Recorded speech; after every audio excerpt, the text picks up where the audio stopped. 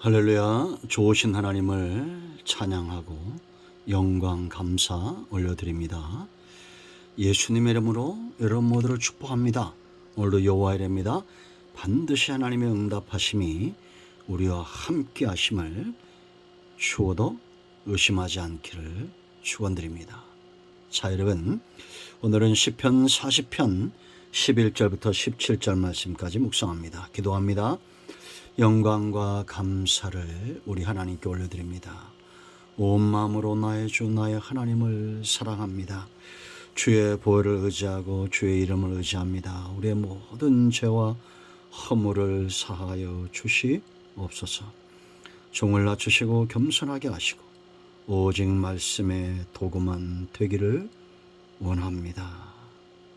말씀을 사모하며 은혜 중에 거하기를 기뻐하는 모든 주의 백성들을 축복하시고 말씀을 읽으며 들을 때 우리의 심령이 뜨거워지게 하옵소서.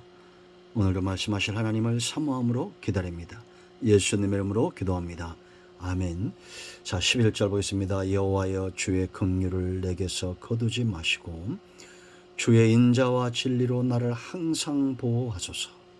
수많은 재앙이 나를 둘러싸고 나의 죄악이 나를 덮침으로 오르러 볼 수도 없으며 죄가 나의 머리털보다 많으므로 내가 낙심하였나이다. 여호와여 은총을 베푸사 나를 구원하소서. 여호와여 속히 나를 도우소서. 내 생명을 찾아 멸하려 하는 자는 다 수치와 낭패를 당하게 하시며 나의 해를 기뻐하는 자는 다 물러가 욕을 당하게 하소서. 나를 향하여 하하하하 하며 조소하는 자들이 자기 수치로 말미암아 놀라게 하소서.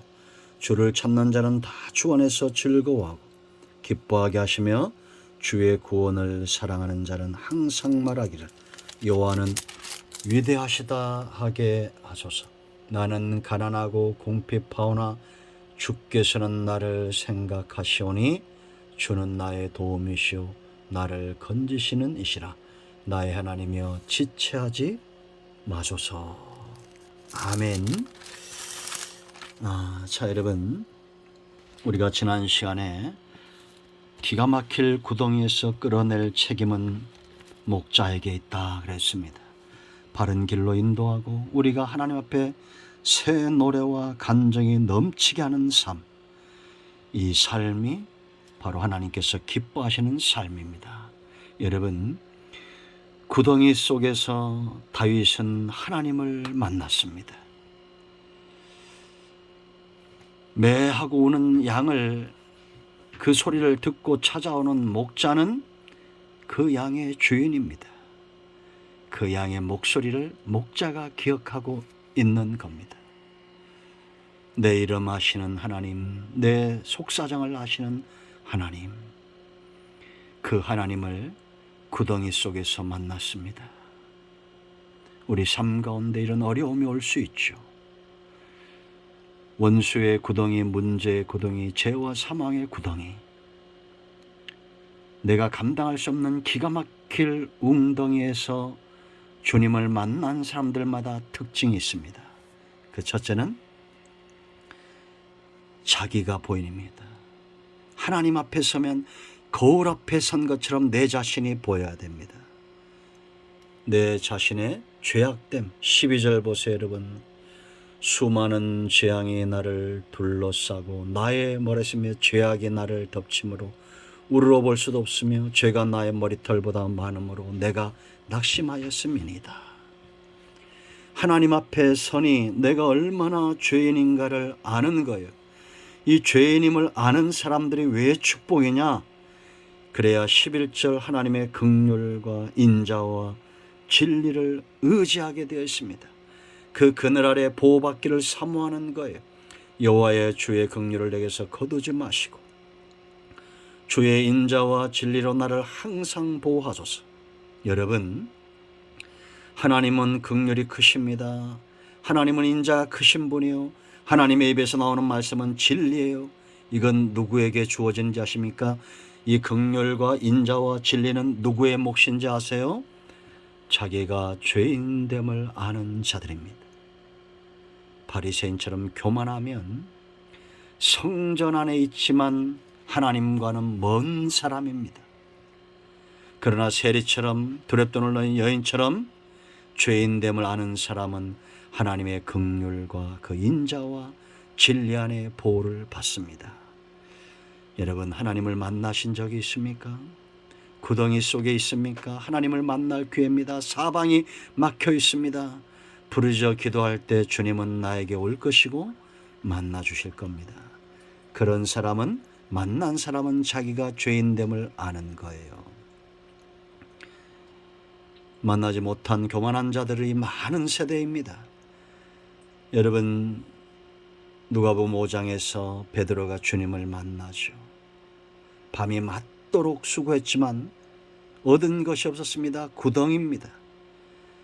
그때 주님이 베드로에게 오셔서 깊은 데로 가서 고기를 잡으라라고 말합니다. 그때 베드로가 이런 구덩이와 같은 상황이 아니었으면 안 들었겠죠. 5절에 시몬이 대답하여 이르되 선생님, 우리들이 밤이 새도록 수고하였으되 잡은 것이 없지만은 말씀에 의지하여 내가 그물을 내리리다. 그렇게 했더니 고기를 잡은 것이 힘이 많아 그물이 찢어졌습니다. 이에 배에 있는 동무들에게 손짓하여 와서 도와달라 하니 그들이 와서 2배의 체험에 잠기게 되었더라. 자기 앞에 서 있는 이분이 선생이 아닙니다. 하나님이십니다. 그래서 8절에 시몬 베드로가 이를 보고 예수의 무릎 아래 엎드려 이르되 주여 나를 떠나소서 나는 뭐라고요? 죄인이로소이다. 주님을 만난 사람마다 죄인됨을 압니다. 두 번째, 이런 주님을 만난 자, 주님이 절실히 필요하고 주의 긍휼과 인자와 진리를 받는 사람은 수치와 낭패에서 벗어나기를 원합니다. 13절 말씀 보세요. 여호와여 은총을 베푸사 나를 구원하소서. 여호와여 속히 나를 도우소서. 여러분, 도움이 없다면 이런 강력한 바람이나 간구가 없겠죠. 하나님이 살아계시지 않으면 다윗이 이렇게 강력하게 은총을 원하고 간구하지 않겠죠. 14절 보세요. 내 생명을 찾아 멸하려는 자는 다 수치와 낭패를 당하게 하시며 나의 해를 기뻐하는 자는 다 물러가 욕을 당하게 하소서. 나를 향하여 하하하하 하며 조소하는 자들이 자기 수치로 말미암아 놀라게 하소서. 이 원수들이 자기를 조소하는 겁니다. 그걸 견딜 수가 없는 거예요. 왜냐? 하나님이 계시기 때문이고 하나님의 은혜 가운데 있기 때문입니다. 수많은 사람들이 문제와 수많은 문제들 앞에서, 많은 적들 앞에서 굴복하고 노예처럼 그렇게 삽니다. 우린 그러면 안 됩니다. 속히 나를 도우소서. 수치를 모르는 백성은 희망이 없습니다. 우리가 세상에서 시기를 당하고 욕을 당하고 영광은 땅에 떨어지고 교회가 욕을 먹고 그런 삶에서 이제는 벗어나야 됩니다. 성도는 세상에서 누구보다도 존귀한 존재입니다. 하나님이 우리에게 은총을 베푸시고 우리를 구원하시고 우리를 도우시기 때문이에요. 세 번째, 하나님 만난 사람 신앙의 고백이 있습니다. 자, 16절 17절 보세요. 여러분, 16절 하반절에 항상 말하기를 여호와는 위대하시다, 이렇게 해달라는 겁니다. 하게 하소서. 자, 여러분, 우리가 신앙 고백하는 것은 체험에서 옵니다. 어떤 사람들이 이런 체험을 합니까? 하나님을 만난 사람, 그로 인하여 주를 찾는 자, 주 안에서 즐거워하고 기뻐하고 주의 구원을 사랑하는 자. 여러분, 우리가 주님을 즐거워하죠, 기뻐하죠, 주의 구원을 사랑하죠. 그냥 됩니까? 그게 아니잖아요. 하나님을 찾아 만나고 그 은혜 가운데 즐거워하고 기뻐하고 그 사랑을 기뻐하는 자, 이런 자들이 신앙 고백을 가지게 되어 있습니다. 이런 중심에 뜨거운 고백이 있는 자들은 17절입니다. 그 중심에 아무것도 없어요. 나는 가난하고 궁핍하오나 주께서는 나를 생각하시오니 주는 나의 뭐요? 도움이시오. 나를 건지시는시라. 나의 하나님이여 지체하지 마소서. 고백과 간구, 이것이 저와 여러분의 것이 되기 바랍니다. 주는 나의 도움이십니다. 나의 의지십니다. 나를 건지신입니다. 하나님 지체하지 마소서.